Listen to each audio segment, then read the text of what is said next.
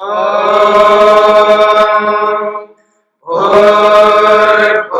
स्वः तत्सवितुर्वरेण्यं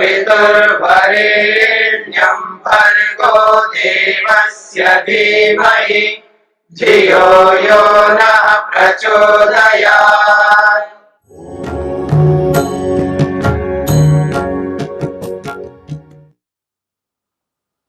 महर्षि पतंजलि कहना चाहते हैं, सत्व पुरुषयोः शुद्धि साम्ये कैवल्य।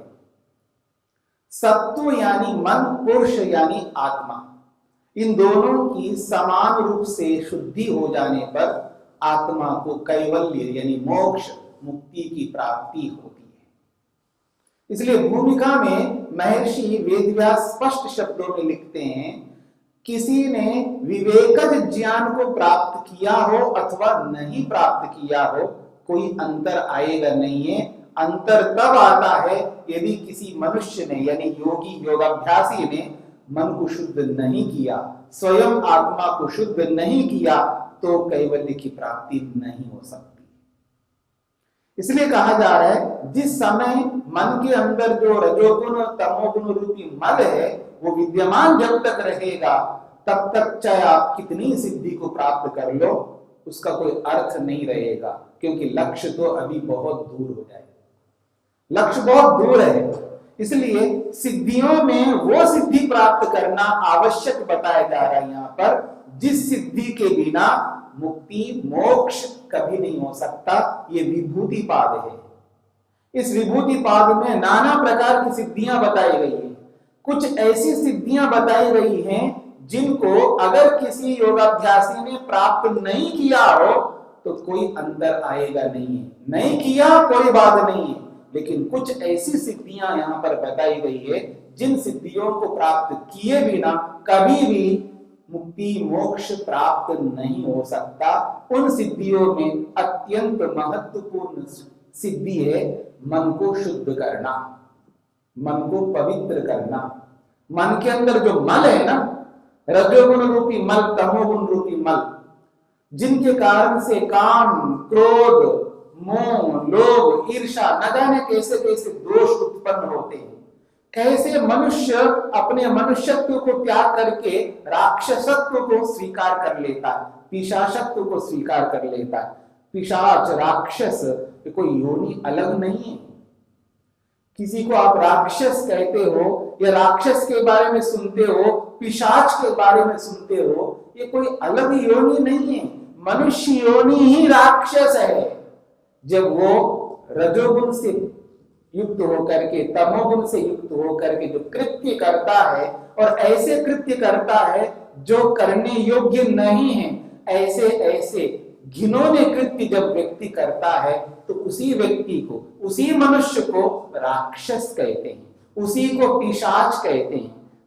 उसी को आप जो कोई भी नाम रखना है, निकृष्ट से निकृष्ट नाम रखिएगा, वो मनुष्य ही होता है, वो मनुष्य योनि ही है, इससे अलग नहीं है।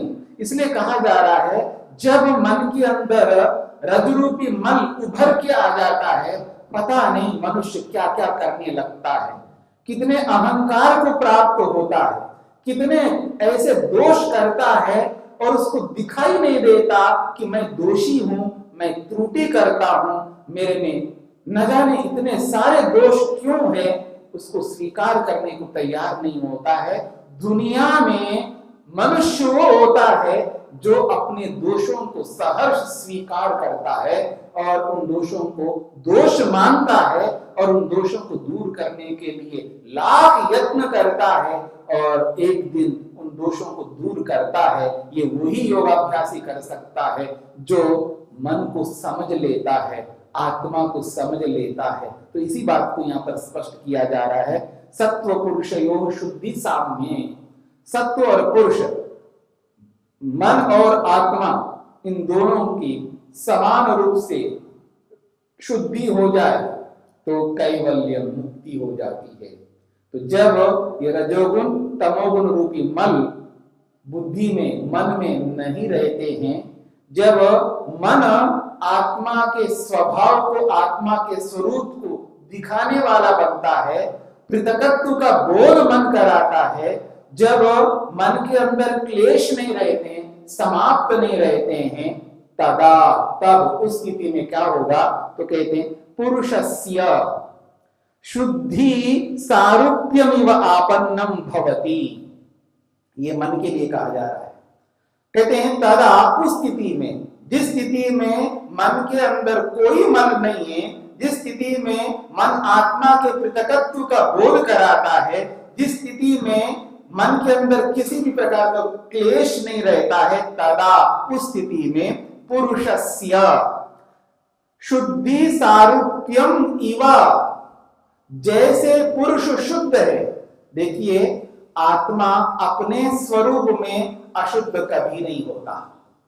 तात्विक दृष्टि से देखा जाए, आत्मा सदा शुद्ध है, सदा से शुद्ध है और सदा शुद्ध रहेगा।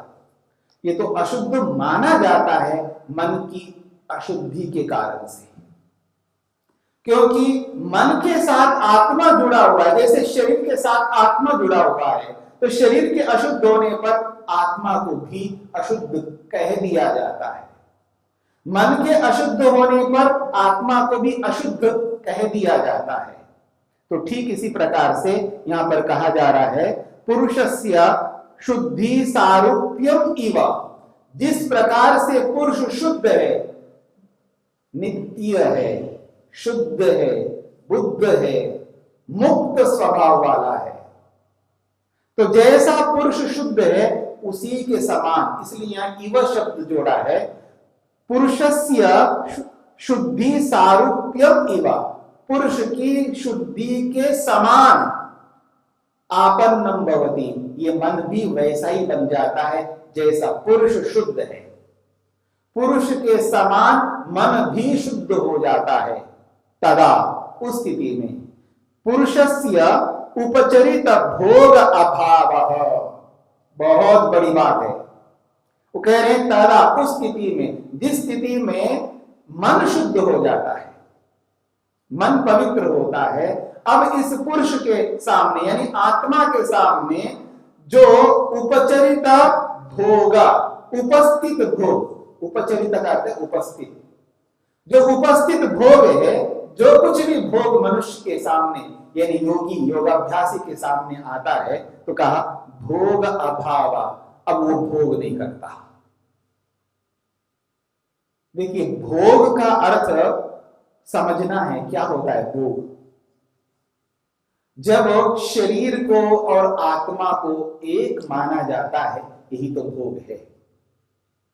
मोटा सा उदाहरण है, जब मिरर के सामने खड़ा होता है व्यक्ति, दर्पण के सामने खड़ा होता है और उसको कहीं जाना है, पार्टी में जाना है, शादी में जाना है, किसी भी फंक्शन में जाना है, तो व्यक्ति जब तैयार होकर के अपने आप को यानी अपने शरीर को दर्पण में मिरर में देखता है, हाँ मैं ठीक लग रहा हूं, मैं कौन? आत्मा हूं। आत्मा तो दिखता नहीं है, ये कौन है? ये मैं जो ठीक दिख रहा है वो है शरीर। ये जो फेस जिसको हम देखते हैं, चेहरे को जब हम दर्पण में देखते हैं, इस चेहरे को और आत्मा को कहां अलग कर पाते हैं व्यवहार में? हम तो शरीर को और आत्मा को एक ही मानते हैं। जैसे शरीर को और आत्मा को एक मानते हैं, ठीक उसी प्रकार से जब कोई वस्तु खा रहे होते हैं और जिह्वा के माध्यम से उसका रस जब अंदर जा रहा होता है, वो रस जो आत्मा को मिलता है, ऐसा जो मानता होगा, यही तो एक मानना है। तो जितना रस जिह्वा के माध्यम से, रसना इंद्रिय के माध्यम से शरीर के अंदर हम पहुंचाते हैं, न जाने कितना रस लिया होगा, उस रस में से एक बूंद भी, एक छोटा सा अंश, एक कण, एक एटम के रूप में, अणु के रूप में भी आज तक आत्मा में अंदर प्रविष्ट नहीं हुआ, आत्मा के अंदर एंट्री नहीं किया है, सब अलग ही रहा है। आत्मा में प्रवेश कुछ कर ही नहीं सकता। आत्मा तो अखंड है, जिसके अंदर कोई छेद ही नहीं है। नैनम छिंदन्ति शस्त्राणि, महर्षि वेदव्यास ने गीता में कहा, नैनं छिन्दन्ति शस्त्राणि नैनं दहति पावक न चैनं क्लेदयन्त्यापो न शोषयति मारुतः। महर्षि वेदव्यास ने तो यही कहा है, आत्मा के अंदर छेद हो ही नहीं सकते, आत्मा तो अखंड है। ऐसी आत्मा में ये जो हम रस ले रहे हैं जिह्वा के माध्यम से, रसना इंद्रिय के माध्यम से, वो रस आत्मा में प्रविष्ट नहीं होता है। लेकिन जिस व्यक्ति को रस नहीं दिया जाए, उसको वो रस ना मिले, उसको यही फील होता है, यही फीलिंग करता, ओहो मुझे नहीं मिला, सबको मिल गया। उसको ऐसा लगता है मुझे आत्मा को ये रस नहीं मिला, और जब उसको मिल जाता है उसको ऐसा लगता है ये रस मुझ आत्मा को मिला, अर्थात मुझ आत्मा में प्रवेश किया, ऐसा व्यक्ति अनुभव कर रहा होता है। यही आत्मा को और उस रस को अलग न देखना, यही तो भोग है। जिस रूप को हम देखते हैं ऐसा लगता है वो रूप मुझे मिल गया है, मुझ आत्मा को मिल गया है। जो रस हम लेते हैं वो रस आत्मा को मिल गया है। जो शब्द हम सुनते हैं कानों से, ऐसा लगता है वो शब्द मुझ आत्मा को प्राप्त हो गया है। जो स्पर्श हम करते हैं ये स्पर्श मुझ आत्मा को हो रहा है, ऐसा जब हम फील करते हैं, अनुभव करते हैं, यही तो भोग है। रूप से, रस से, गंध से, स्पर्श से और शब्द से जो भी हम फीलिंग करते हैं, अनुभव करते हैं, अनुभूति करते हैं, ये आत्मा को और उन विषयों को अलग मान करके अनुभव बिल्कुल नहीं करते हैं। इसी का नाम भोग है, इसी को भोग कहते हैं। पीछे आपने भोग क्या होता है और योग क्या होता है ये आपने सुन रखा है, उसी बात को यहां पर स्पष्ट किया जा रहा है। तदा, उस स्थिति में, जिस स्थिति में आत्मा के समान मन शुद्ध हो जाता है, पवित्र हो जाता है, निर्लिप्त रहता है, जिस मन के अंदर ना काम है, ना क्रोध है, ना लोभ है, ना मोह है, ना ईर्षा है, ना अहंकार है, कुछ भी नहीं है, उस स्थिति में पुरुषस्य उपचरित भोग अभाव, पुरुष के सामने जो भी उपस्थित भोग होता है उस भोग का ही अभाव हो जाता है। अर्थात अब वो भोग नहीं करता, फिर क्या करता है? वो योग करता है। उसको यह अनुभूति हो रही होती है कि ये जो भी मेरे को प्राप्त हो रहा है मुझे आत्मा को प्राप्त नहीं हो रहा है, ये तो शरीर को प्राप्त हो रहा है, ये इंद्रियों को प्राप्त हो रहा है, ये मन को प्राप्त हो रहा है, मुझ आत्मा को नहीं प्राप्त हो सकता।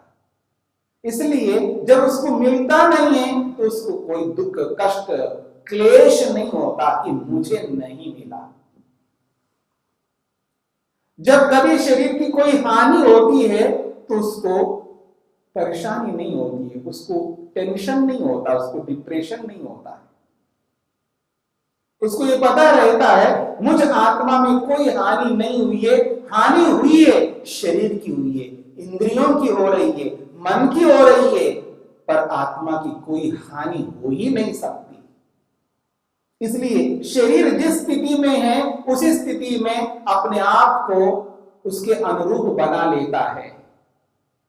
शरीर वृद्ध हो जाए तो भी उसको आपत्ति नहीं है, शरीर में कोई झुर्रियां पड़े तो भी उसको आपत्ति नहीं है, जिसके बाल सफेद हो जाए तो भी आपत्ति नहीं है, काले रहे तो भी कोई आपत्ति नहीं है, जैसा शरीर रहे उसको कोई आपत्ति नहीं है। शरीर सांवला मिल गया तो भी कोई आपत्ति नहीं है, शरीर गोरा मिला तो भी कोई आपत्ति नहीं है, शरीर नाटा मिला तो भी कोई आपत्ति नहीं है। जैसा भी शरीर है उसी शरीर में रह करके अपने आप को परमात्मा के साथ जोड़ करके, मन को शुद्ध करके कैवल्य को प्राप्त करने की जो चेष्टा करता है ये अत्यंत आवश्यक है।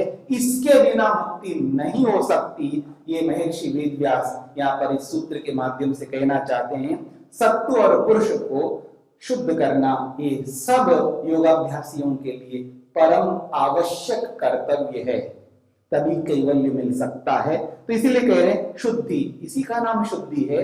जब आत्मा के सामने भोग उपस्थित हो जाए और वो भोग ना करे, बहुत बड़ी बात है। इतनी बड़ी बात है, इससे बढ़कर और क्या हो सकता है। इसलिए कह रहे हैं भोगाभाव, भोग बिल्कुल नहीं होगा। एतस्याम अवस्थायाम कैवल्यम भवति, इसी अवस्था में कैवल्य यानी मोक्ष होता है उस आत्मा को। ईश्वरस्य व अनीश्वरस्य वा, वो कहते हैं चाहे वो ईश्वर बने या ना बने, बहुत बड़ी बात है। तो यहां पर ईश्वर की बात आई है। ईश्वर का अर्थ सृष्टिकर्ता नहीं है, जो हमने पीछे विचार किया था। ईश्वर उसको कहते हैं जिसके पास ऐश्वर्य है। कैसे ऐश्वर्य? जो इस विभूति पाद में अलग अलग प्रकार की सिद्धियां जो बताई गई है, वो ऐश्वर्य जिसके पास हो या ना हो, कोई अंतर आने वाला नहीं है। इसलिए स्पष्ट शब्दों में महर्षि वेदव्यास लिख रहे हैं कि ईश्वरस्य अनीश्वरस्य वा, जब वो ईश्वर बना है या नहीं बना है, ये कोई आवश्यक नहीं है, कोई इंपॉर्टेंट नहीं है, कोई महत्व नहीं रखता वो ईश्वर बने। लेकिन महत्व क्या रखता है? आत्मा को शुद्ध करना, मन को शुद्ध करना, ये बहुत इंपॉर्टेंट है। इसलिए कह रहे हैं, एक और विशेष बात कही जा रही, विवेकज ज्ञान भागिना इतरस्य वा, चाहे उसने विवेकज ज्ञान को प्राप्त किया हो अथवा नहीं किया हो, तो भी कोई अंतर नहीं आएगा। अंतर तब आता है जब मन को शुद्ध नहीं किया है। अंतर तब आता है शुद्ध आत्मा को अशुद्ध मानना, तब अंतर आ सकता है। आत्मा तो शुद्ध है, पवित्र है, निर्मल है, निर्लिप्त है, अपरिणामी है आत्मा, लेकिन उसको परिणामी मानता है। जब शरीर छोड़ करके कोई जा रहा होता है, उसको बड़ा कष्ट होता है, दुख होता है, उसको ऐसी प्रतीति होती है कि आत्मा बदल गया है, अब मर गया है। इसलिए उसको दुख कष्ट होता है, क्योंकि वो आत्मा को परिणामी मान रहा है। तो जब तक आत्मा को परिणामी मानेंगे, तब तक कैवल्य मोक्ष नहीं हो सकता। कैवल्य को प्राप्त करने के लिए आत्मा को अपरिणामी मानना होगा। अपरिणामी मानने का अर्थ यह है, जब शरीर से छूटे, शरीर से पृथक हो जाए, उसको कोई कष्ट नहीं होता, चाहे स्वयं का हो चाहे अन्यों का हो, चाहे वो माता का हो चाहे वो पिता का हो, चाहे वो पत्नी का हो चाहे वो बेटी का हो चाहे वो बेटा का हो। जब शरीर त्याग हो जाए, त्याग तो होना ही पड़ता है। हर कोई व्यक्ति जब शरीर में आता है, तो हर कोई व्यक्ति शरीर को छोड़ करके जाता है। ये संसार का सार्वभौम सिद्धांत है, यूनिवर्सल लॉ है। क्योंकि इन हुआ है तो आउट होना ही है, अंदर आए तो बाहर निकलना ही है। सृष्टि में आए हैं तो सृष्टि से निकल के जाना ही है। शरीर में आए हैं तो शरीर को छोड़ करके जाना ही है। यही आत्मा को अपरिणामी स्वीकार करना है। ऐसे अपरिणामी आत्मा को परिणामी जब स्वीकार करता है, तब कैवल्य मुक्ति नहीं हो सकती है। यही बात कही जा रही। तो वो ईश्वर बने या ना बने, वो विवेक ज्ञान को प्राप्त करे या ना करे, इसे कोई अंतर आने वाला नहीं है। यहां पर इस बात को समझने का प्रयत्न करना, ये जो विवेकज ज्ञान है ये अलग अलग प्रकार का है, और जो विवेक ख्याति है वो एक अलग प्रकार का है। ये भूल कभी नहीं करना कि किसी को विवेक ख्याति मिले ना मिले मुक्ति होती है, ऐसा कहा गया है, इसका आप अभिप्राय ये नहीं है। विवेक ख्याति तो सत्व पुरुष अन्यथा ख्याति है, उसी की तो चर्चा यहाँ पर महर्षि पतंजलि कह रहे हैं। सत्व पुरुष यो शुद्धि साम्य, सत्व और पुरुष को पृथक मानना है, अलग मानना है, दोनों को एक नहीं बनाना है। यही तो विवेक ख्याति है। ये विवेक ख्याति को प्राप्त करना, इसी का नाम वैराग्य है। इस वैराग्य को प्राप्त करना अत्यंत आवश्यक है। ये वैराग्य, ये विवेक ख्याति अलग है और विवेकज ज्ञान अलग है। जो पीछे 54वें सूत्र में, 53वें सूत्र में, 52वें सूत्र में जो बातें कही है, वो विवेक ज्ञान अलग प्रकार का है। तारकम, सर्व विषयम, सर्वथा विषयम, अक्रमम के नाम से उनकी विशेषताएं बताई गई है। वो जो विवेक ज्ञान है वो बिल्कुल अलग है और विवेक ख्याति अलग है।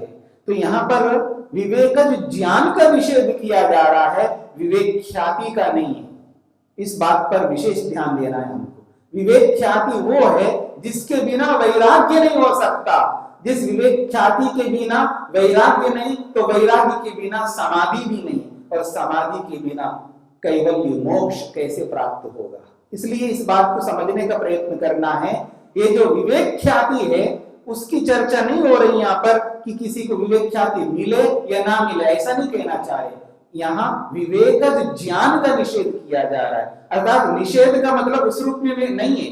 विवेकज ज्ञान अगर किसी ने प्राप्त किया कोई आपत्ति नहीं है, अगर किसी ने प्राप्त नहीं किया तो भी आपत्ति नहीं है। सत्व और पुरुष को शुद्ध नहीं किया तब आपत्ति।